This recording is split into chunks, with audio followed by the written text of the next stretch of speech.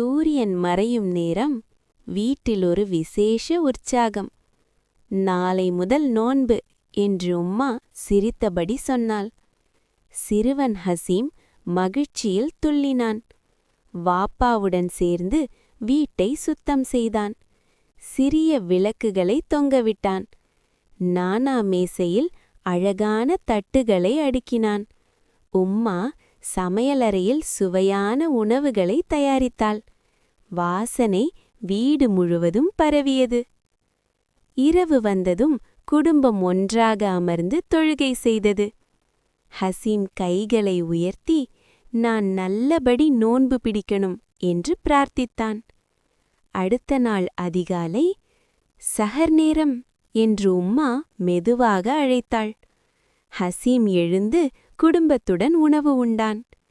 சூரியன் உதிக்கும்போது அவன் பெருமையுடன் சொன்னான், இன்று நான் நோன்பு பிடிக்கிறேன். உம்மா அவன் தலையை தடவி சிரித்தாள். அன்பும் மகிழ்ச்சியும் நிறைந்த நோன்பின் முதல் நாள் தொடங்கியது.